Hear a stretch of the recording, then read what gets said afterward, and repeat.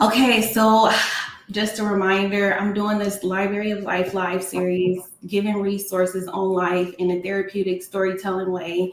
And today we have a special guest, 19 Keys on podcasting, and just talking about how you can relate it to saving yourself in doing it in an authentic way. So if you want to introduce yourself, even though you don't need any introduction, just if you want to, you can, and just start talking, I guess. Tell the audience a little bit about yourself and podcasting and things like that. Thank you. Thank you for the opportunity to be on your show. I'm 19 Keys. I got that name when I was inspired by a quote by a man named Mustafa Ardha Muhammad, and he said there's 17 million original people and there's 2 million Indians, and that represents the 19 million rusty locks. And this was in the early 1900s, so he was talking about the population of people, right, in the United States of America and North America, and really speaking towards the idea of keys being interchangeable for enlightenment or knowledge of self. The reason that really sparked to me because there was a time I remember when I had me a case for a so-called assault. Um, and I remember going through this case, and my older brother gave me a list of books to read because before that I was reading fiction books while I was locked up. And when I read the entire book, I realized that it had nothing to do with my freedom. Although it was a great story, it had nothing to do with me gaining any personal power whatsoever, right? And when my brother gave me the list of the books to read, when I read those, I could actually apply those to my situation, right? Intellectually, strategically. And I actually utilized that intellectual power to be able to, assist my own attorney into, freeing myself. And we ended up getting a verdict of not guilty. And so I started thinking about, what does it mean to be a key in somebody's life? What does it mean to help them unlock their mind, right? And we're living in a day and age where the younger generation are being red pilled and what they call black pilled into nihilistic thinking that the system is rigged, so there's no reason to fight whatsoever. And mine is more so we know that the system is rigged or against us, but we can create our own system, right? That we can think for ourselves and that we can save ourselves. So I've been focusing on teaching us the systems, the technology, the mindset, right? The spiritual development so that we can be prepared to save ourselves and to take that radical declaration of liberation. Thank you. I really love that. And it's really aligned with my message, trying to give people the tools and the keys to save themselves and create a life they don't want to escape, because you get to create your own reality. And actually, I guess it's a good segue. So, how I found out about you, one of my best friends introduced me to you and your information and just you speaking. And actually, it was a day after my father passed away. I attended one of your seminars, and it was really life changing. It was really what I needed, honestly. And on the road, like after I heard you speak, you said, "What's one thing you've been wanting to do but you haven't?" And I didn't even know, but I said, "Stop eating meat," and that was that. And then on that drive, because I had to do an 8-hour drive from Chicago to Arkansas, I was just thinking about everything I wanted to do. It was really aligned. Like I lost my father and I heard you speak, and it was all like an urgency to live. So I started Mhm. my podcast and I wrote a book and I did all of these things. And I'm like, I just want to give people, um, I'll say, give people the knowledge and the information, the keys to know that they can do the same. Anything that you want, you can achieve. And if anybody has questions, they can drop. But how did you get started with the podcasting, getting into the podcasting? Well, first of all, thank you for that story, and I'm sure your father is extremely proud of you, all right, in spirit. Um, the podcast, right? And let's just speak on media, right? Media is an instrument, you understand me, for the battlefield of modern consciousness, right? The new battlefield today in warfare is the mind. And Mm-hmm. media is powerful because it allows us to tell our own stories, right? And it allows us to get into the consciousness of our people, right? To embed self belief, self worth, right? Self deservingness. And so also it's a tool of defense against mental manipulation, right? And manipulation of perception of reality.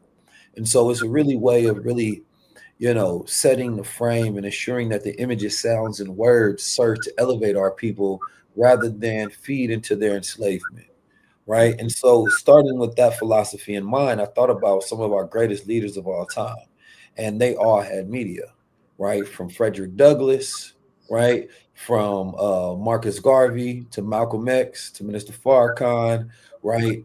The Black Panther Party, they all had their own media program because you can't use the enemy's media to reach your people to get them away from the enemy. And Mhm. so for me, when you have a tool that allows you to be able to reach your people at any given time, you should use it. Right. And so it was a natural, it was from my natural desire to want to reach our people that podcasting came in. Before anybody was there, I always think about consistency. So we started probably in like 2016, right? Something like that, before podcasting was like a big or major thing, because as a futurist, I'm always looking ahead of where things will be, right? Mhm. And so, I started off just with sometimes with voice notes, right? On utilizing the application that they had because it allow you to turn your voice directly into a podcast instantly. I started learning how to edit it in the background, how to add the sound, the engineer, how to create me an intro. Then I started even to get different advertisers that wanted to advertise on the platform, and it became something that was monetizable, Mhm. right? And so for me, podcasting makes sense because I also had a physical store, and I was like, yo, I can only get so many customers per day when it comes to traffic, right? But I can traffic as much truth as I want to, you understand me, when it comes to online traffic. So I Mhm. can possibly go viral and get 1 million people in here to hear me out, and then I can convert a percentage of those people based on the amount of numbers, right? And so to me, I felt like it was an unexploited opportunity that people weren't paying attention to because they had not updated themselves to current time reality. So podcasting for me just made sense.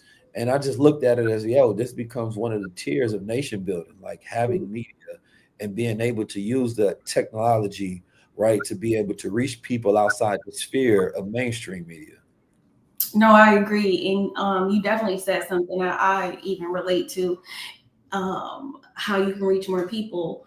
I was a therapist, or I've been a therapist for 5 years, and I was like, I need to reach more people. And even seeing you, hearing you talk, I'm like, yeah, I do need to reach more people because I'm helping people.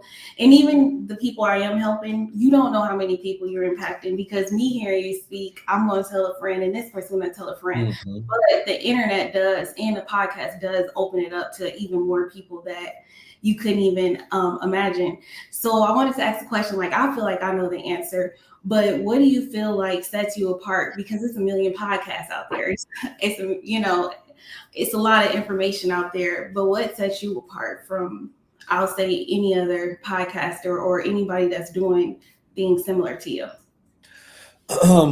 I think it's just my authenticity, right? I think authenticity is a very high frequency, but also originality, creativity, right? Technical skill set. Anytime I get into something, I learn it very well, right? When I started thinking about podcasting, I didn't think of it like a podcast. I thought of it like a movie, right? Mhm. I didn't think of competition as people that were vertical or horizontal on the side of me. I thought it was vertical, those who are at the top, because I really realized that you was competing with was time, right? Being able to get people's time for an hour or 2 hours. And I started thinking about the frameworks of those who have the best practices like Netflix and HBO and all these. And I'm like, how are they able to get people to watch shows for an hour, 2 hours? Then I started thinking about our own life, like how or why did we watch things, right? When we was younger, we used to have a TV guide, and a TV guide, you would read it through physical papers and it'll let you know exactly what was coming on. So you would start mentally preparing to allocate that time to watch that. It would be within your schedule, right? So if I'm doing a podcast, then I need to make sure that there's some sort of guide. I'm letting people know when it's coming on so they can allocate that time. So that means that I need the marketing just like any other thing. And at the time, I didn't see people really doing marketing for podcasts, right? They weren't saying it's coming at this time. They wasn't giving out trailers, Mhm. right? And so we start doing trailers. Then I say, okay, what about the posters? What if we made the posters like a movie? And since people are used to receiving, right, the content that they're about to watch, same thing, go to a movie and we see a poster, then if I set it up in that same framework, right, then it makes it easier for people to digest because subconsciously it's already real estate there for that type of idea, right? And so I just start thinking upon how do I take consciousness and make it high quality?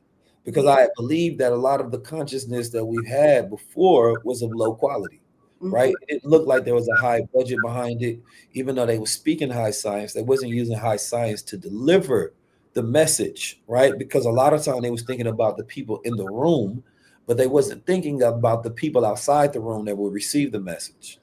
And so I thought about, I said, well, if I can embed the science, the neuroscience, right, and the way that the brain receives information, the color psychology, right, if I can go into the sound, right, psychology, and when we're listening to something, if I can reset attention. So I started studying all those things and I embedded that into the podcast. And the one thing that people appreciate is when you put time into something. The Yeah. more time you put into something, the more time people value your time, right? And so I think that combined with my authentic voice and perspective that I come with, my polymathic thinking that I have a natural interest towards subject matter, and to make sure that every episode is a contribution.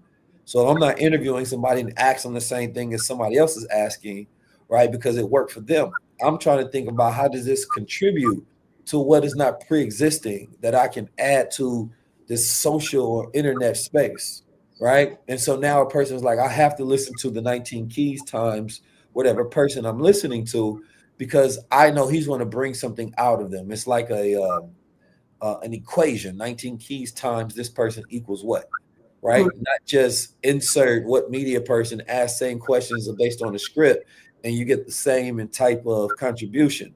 No, so I think that having that level of self-awareness, adding in the science, keeping the authenticity, right, allow me to have a platform that excels. Mhm.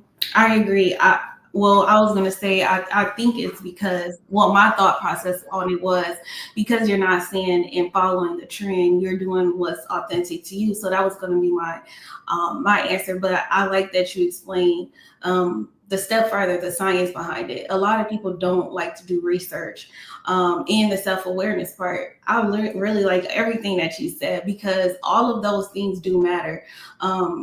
Knowing yourself is the most important knowledge you can, I'll say, obtain, and not just knowing yourself on a surface level, but diving deep into it and setting yourself apart from what you've been used to, your family, your religion, all of these things, and really try to figure out you. But I really like the research part, the science of it.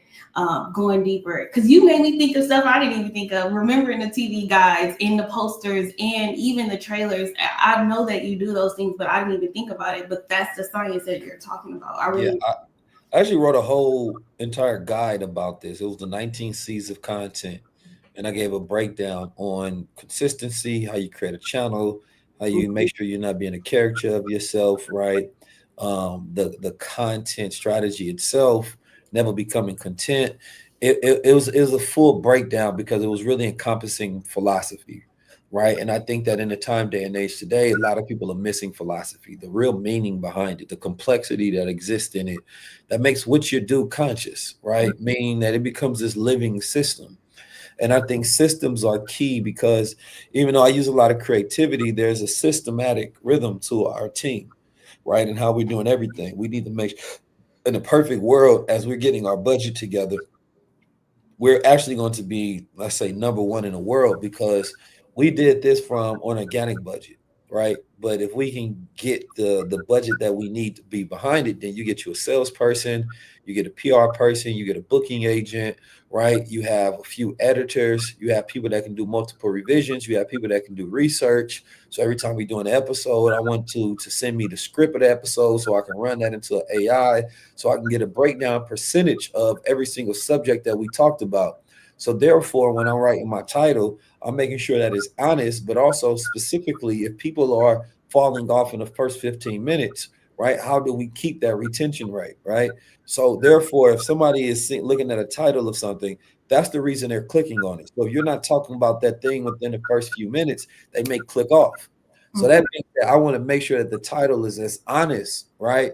Based upon the actual content of the episode, right? And so we do things like that that allow us to have small little edges over people that's not going deeper into the science, and they just thinking that, oh, if I get this celebrity, if I get this person, It doesn't work like that, because even sometimes you can have a great celebrity, but if you're not a great host, right, and you don't know how to execute, I've seen celebrity episodes that fall flat. You understand me? And haven't done well. And I've taken people that didn't have large platforms or had never, mostly all the guests that's on my show, 90% of them have never had a episode that has been further than what I've put them on, Mhm. right? And that's beautiful. And we haven't had to pay nobody.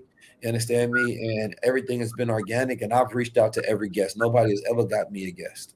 You Mhm. understand me? And so it's also important to be able to network. It's important to be able to communicate and to be able to have that outreach yourself, right? Because especially starting off, you're going to have to do a lot of that execution yourself. But you got Mhm. to believe in yourself, and other people will believe in you as far as you believe in yourself.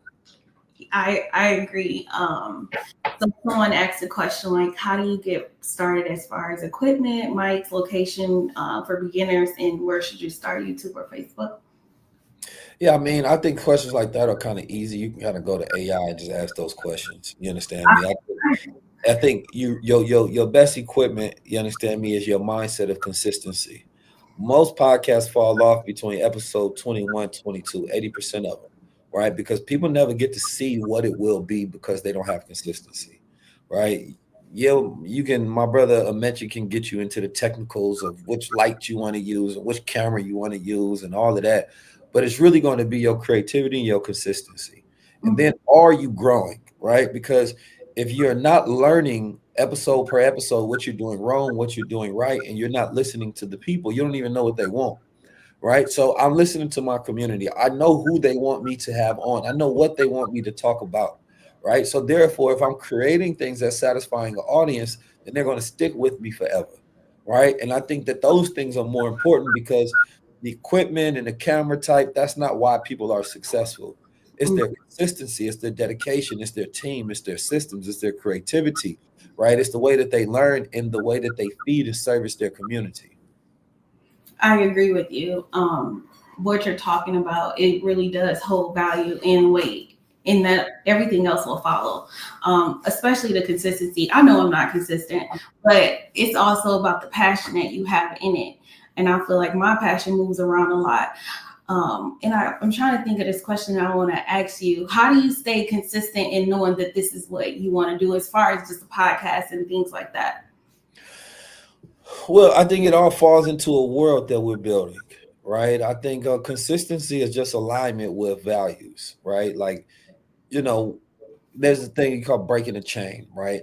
With anything that you do, right? I wake up every single day and I meditate, right? So when I start doing this, I start thinking about the chain. So every single day that you wake up, you create a chain, meaning that day one that I do it, I meditated. Day two, I do it, I meditated. Day three, I did it, I meditated. That becomes a chain of events that you're doing, right? If on day four you break that chain, you start setting up in your mind that day five you can break it as well, right? And so I really imagine me making sure that I don't break that chain, no day going without meditating, right? And then what ends up becoming that it becomes a part of you. You start rewiring your neurons and your own identity, that it becomes harder, right, to break that chain because it's just within your subconscious habits, Mm-hmm. right? So when I think about consistency, I think about who am I? What is my identity? Am I the type of person to do this? Not is it my goal, but is it my identity? Mm-hmm. Right? I think that that's much different when people are setting standards for their lives. Your identity, you would do things because that's your character, Yeah. right? Am I the type of person, right, that is speaking truth to power? Is Mm-hmm. that aligned with my values? Am I Mm-hmm. the type of person that needs to get in front of the people and share information? Am I the type of person that has number one podcast because why? You got to fill in that blank for yourself. And so I think that people really need to assess who they are, right? And who you are will be in alignment with what you do.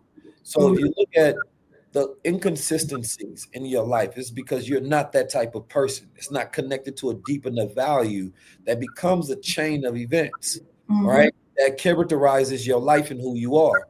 If you're the type of person that procrastinates, you need to know why, and then you need to try to create a new identity for yourself and become the type of person who is disciplined. Because I'm the type of person who is an intellect that reads avidly, right?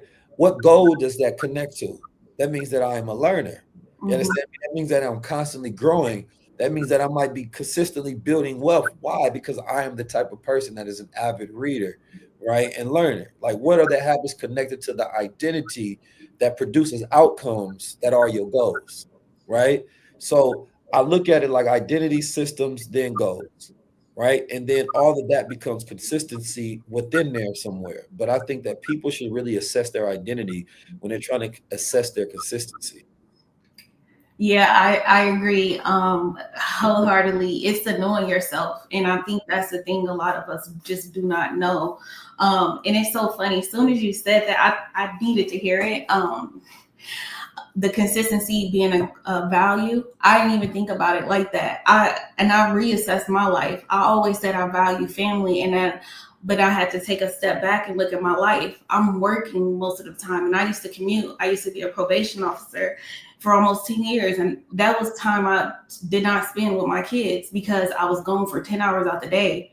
And I was like, when it was time for me to really sit with myself and really assess where I'm at and what I wanted in this life, it's like everything I said I wanted, it wasn't what I was doing because we're so focused on, I'm gonna say money. It's a lot of different things, attention, things like that, or having this lifestyle that you really may not even want, and really reflecting. So when I say things I value, it's like communication, family, but I never really even thought about consistency because it's something I know I don't value because that's not something in me. But I'm consistent. Consistency is more important than anything. You can have a show that you really love, and this is why I wrote in the book.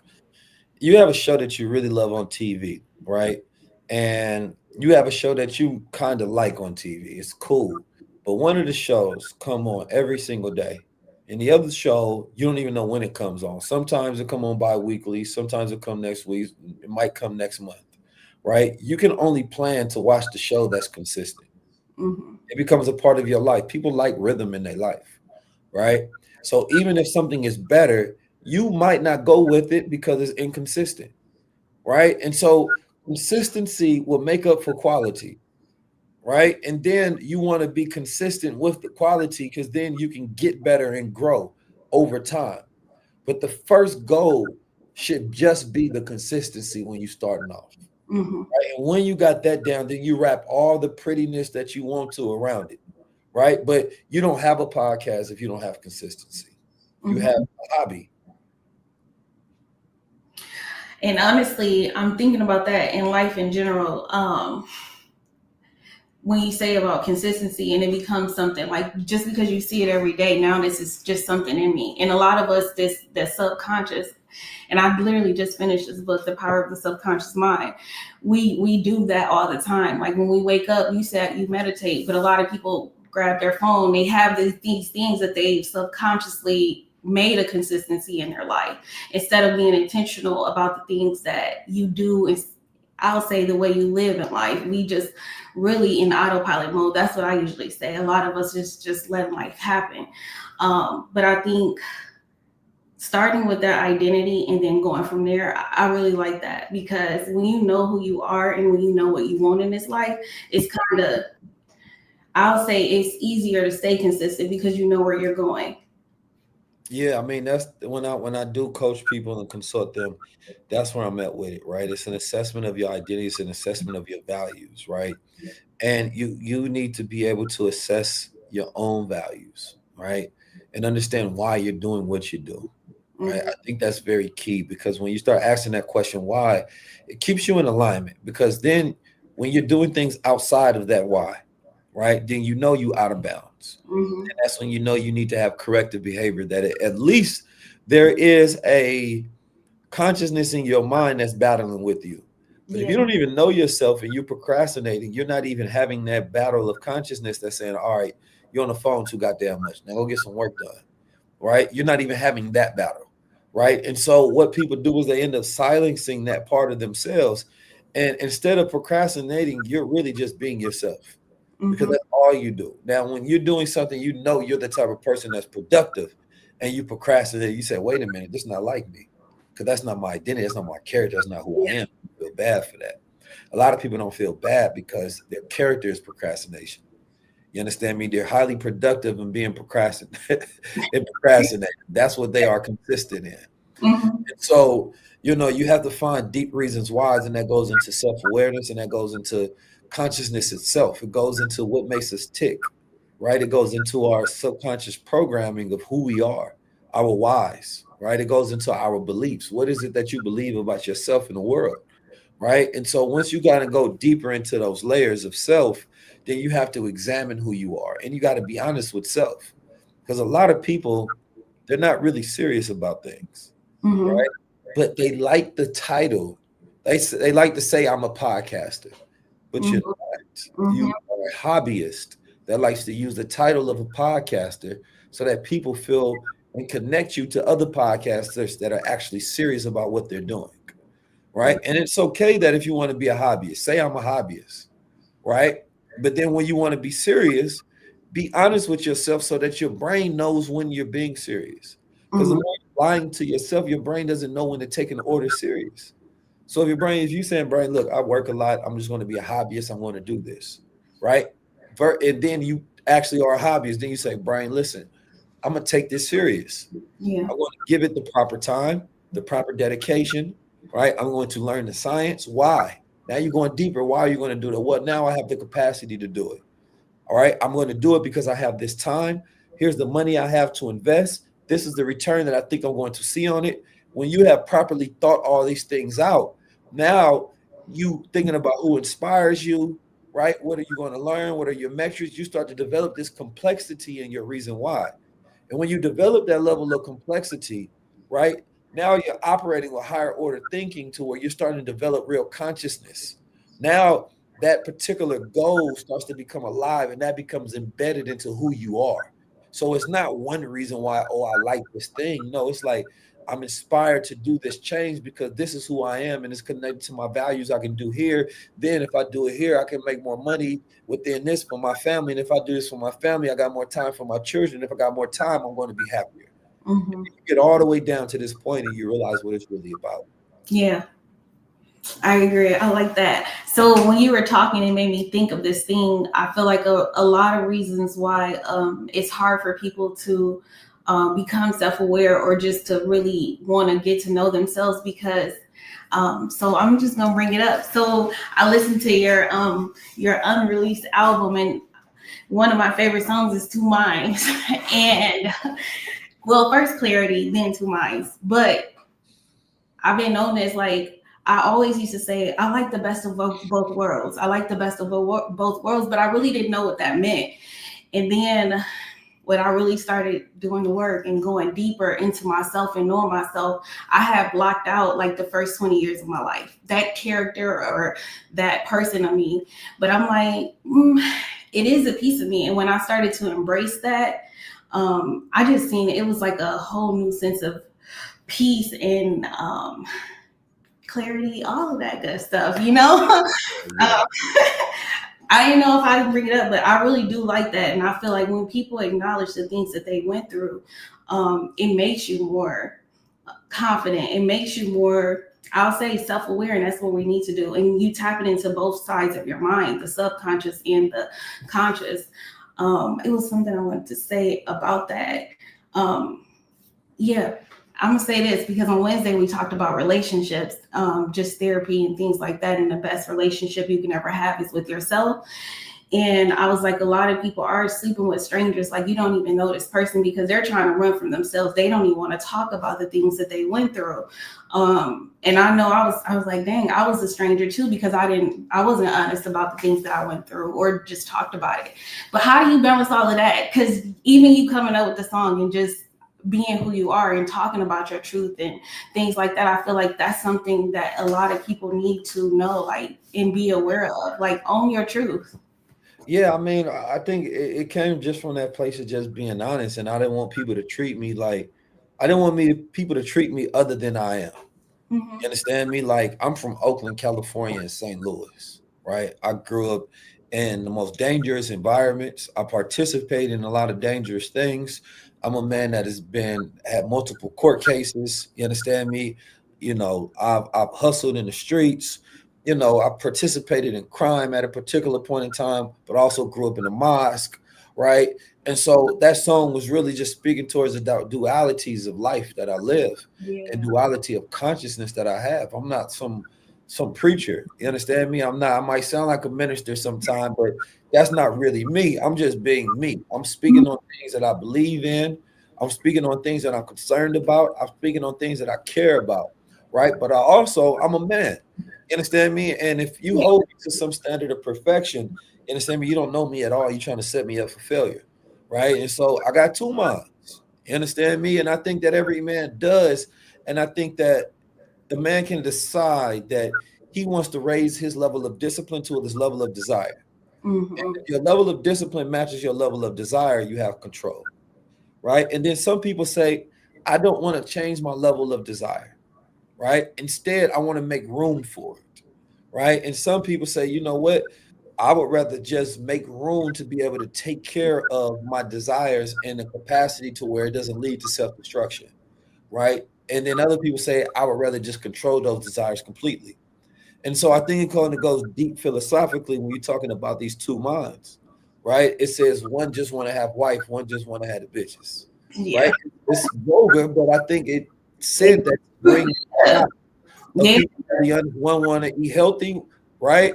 One want to eat whatever the hell he wants. Yeah. I mean, I think that duality exists in all men and women, and we might fake it and start acting super self-righteous around each other, right? But discipline would not exist if we didn't have the desires. Yeah. You understand me? Life would not be hard if we did not suffer through this duality, right? Things that are sweet a lot of times taste better, right, than things that are good for us. But we know that artificial foods and candies are not good for us, but Mm-hmm. they taste so good. You understand me? And so that's when you have to then refine your taste or just use your discipline. But we live in a world that's constantly trying to appeal. And that's why at the end of the song, I say, it's about the one that you feed. You understand me? And so, and as I said, I got two minds, right? It's really about all of us. And through that acknowledgement and that awareness, it brings you empowerment. You only suffer when you pretend that your shadow does not exist. It Mm-hmm. controls you. You understand me? Like a puppet master. But when you're able to integrate within that shadow, right? And that's what that song is all about. It's about the shadow that we have, right? And a lot of people are ignoring that shadow and it's Yeah. controlling, Mm-hmm. right? But when you integrate with it, you have power over it through recognition and acknowledgement.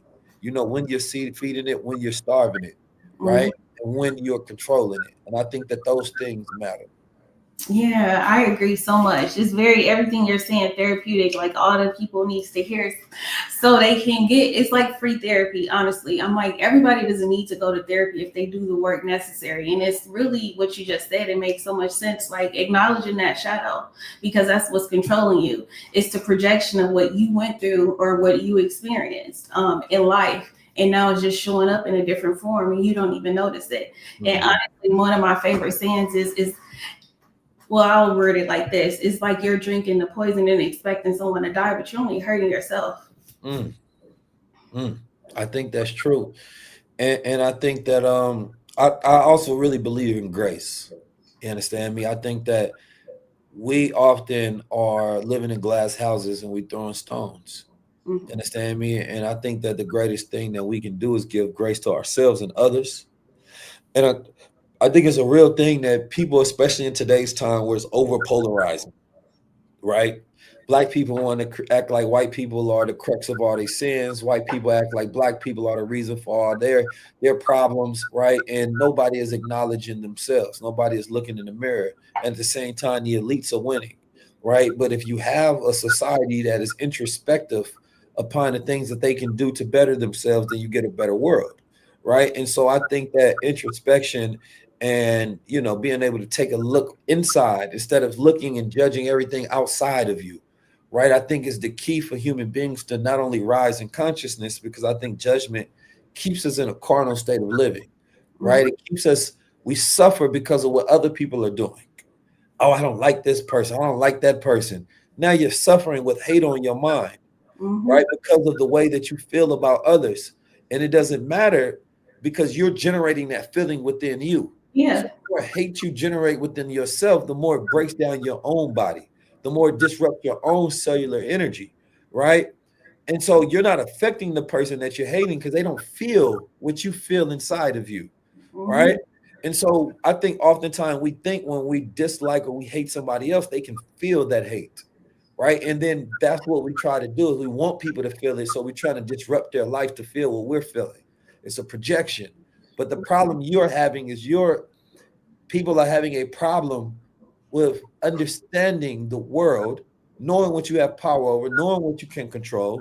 You understand me? And understanding the that human beings all have free will, and we wrestle with how people use their free will and how other people manipulate other people's free will. We can only try to exemplify the best behavior with how we use our own will and how we align that will with our higher self, which would be God's will, right? Yeah. But we cannot force behaviors upon people, right? And unless you have the power to do so. But through casual opinions, complaining, and things of that nature, that's more destructive than it is constructive. Yeah. And I feel like I love everything that you just said. It's all of what I talk about as well, but I feel like that exemplified. Once you lead by example, or you just lead the life according to your own terms and things like that, it shows. You don't have to force this thing or this lifestyle on other people because they're gonna see like, man, that looks like it's peaceful, and you can feel it in people's energy. And that's why when you carrying all that hate and all that negativity, people don't want to be around you, and you always looking out. But when you exemplify that, and like you said, living according to God, and yeah, it'll show, and people want to gravitate towards you and do the things. And I'm not saying do the things you do, but living a life according to, I'll say, God's will. Yes. Thank you. Is there any lasting message you want to leave the audience in regards to podcasting, saving yourself, or any last words?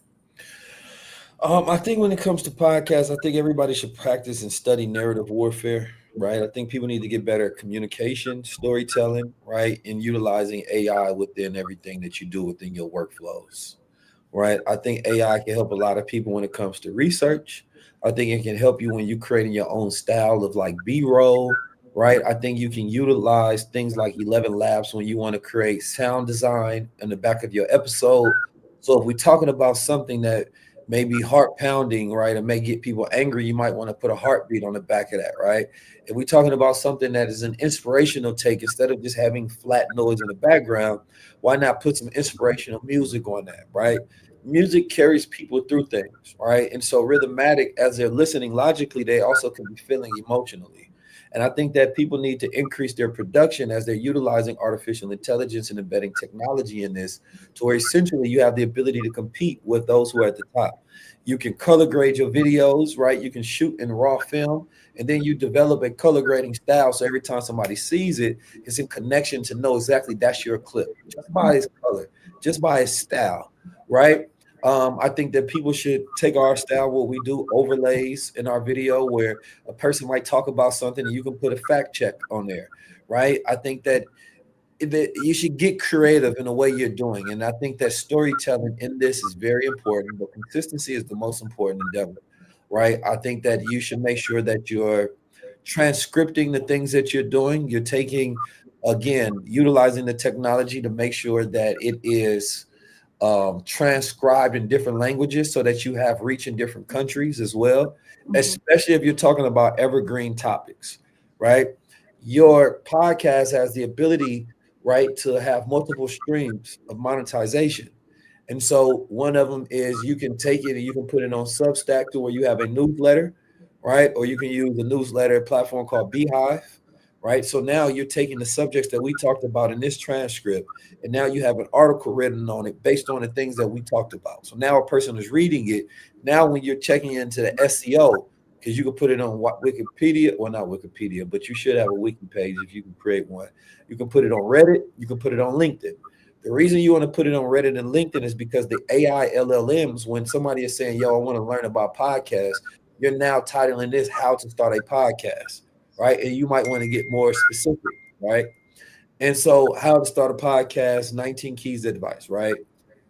And now when somebody's asking that from the AI, this particular video may pop up, right? And so these are the things that you want to do to make sure that in the future, right, Mhm. you make sure that you're showing up in the algorithm, because the AI is going to be searching these spaces that are looking past the noise and they're trying to find for solid voices. So the consistency will help you do that. Make sure you put in statistics and things that are checking things, because if it shows that you have too many untruths, it might not then resonate to show a user, because it doesn't want to show them just anything, right? I think that you should just think about creating, when you're creating a show, you're creating a podcast, think about how would you create it, knowing that you have these resources in the future, right? And the future is what we're living in. We have all these resources that if I would have named those things 2 years ago, you would have been overwhelmed. But now you go use an LLM, a large language model, and AI, and it can help you do all those things, right? And so I would say make sure that you are creating podcasts of the future, not podcasts of the past. I agree. Thank you. Thank you so much. I really appreciate it. And Right. thank you for the people who joined. I wanted to say one last thing because I think it's important. You said team, and you always say team. And to anybody watching, that collaboration and having a good team and support system is really important. If you want to add or share any thoughts on that, because I know you have a good support system in that team that you put together in alignment and all of that. I know it's really important too. Team is everything. I have a team that's like family though, right? And we are aligned with vision, right?